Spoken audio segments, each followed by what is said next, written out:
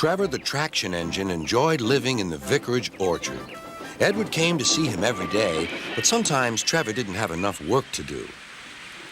I do like to keep busy all the time, he sighed one day. and I do like company, especially children's company. Cheer up, smiled Edward. Sir Topham Hatt has work for you at his new harbor. I'm to take you to meet Thomas today. Oh, exclaimed Trevor happily. A harbor, the seaside, children, that will be lovely.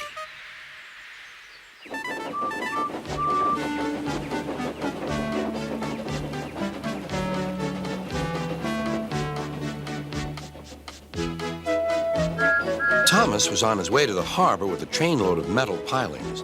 They were needed to make the harbor wall firm and safe. Hello, Thomas, said Edward. This is Trevor, a friend of mine. He's a traction engine. Thomas eyed the newcomer doubtfully. A what engine? A traction engine, explained Trevor.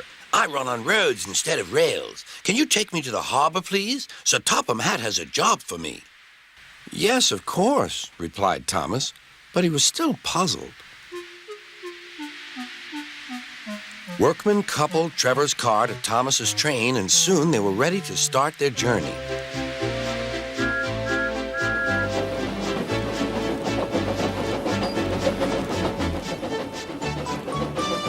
I'm glad Sir Topham Hatt needs me, called Trevor. I don't have enough to do sometimes, you know, although I can work anywhere, in orchards, on farms, in scrapyards, even at harbors. But you don't run on rails, puffed Thomas. I'm a traction engine. I don't need rails to be useful, replied Trevor. You wait and see.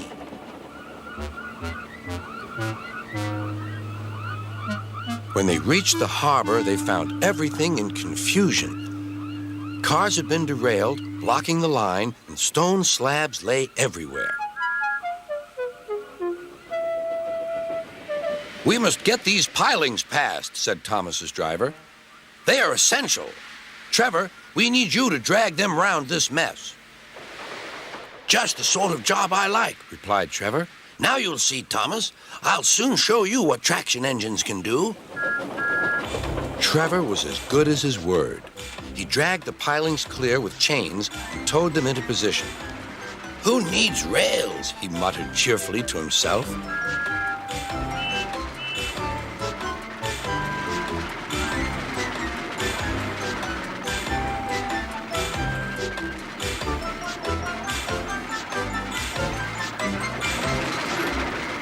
Later, Thomas brought Annie and Clarabelle to visit him.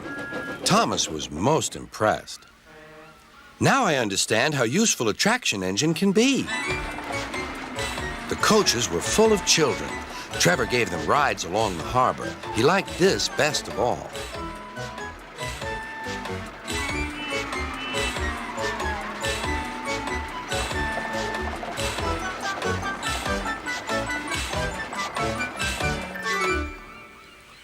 He's very kind, said Annie. He reminds me of Thomas, added Clarabelle. Everyone was sorry when it was time for Trevor to go. Thomas pulled him to the junction. A small tear came into Trevor's eye. Thomas pretended not to see. He whistled gaily to make Trevor happy. I'll come and see you if I can, he promised. The vicar will look after you, and there's plenty of work for you now at the orchard, but we may need you again at the harbor someday. That would be wonderful, said Trevor. That evening, Trevor stood remembering his new friend Thomas, the harbor, and most of all, the children.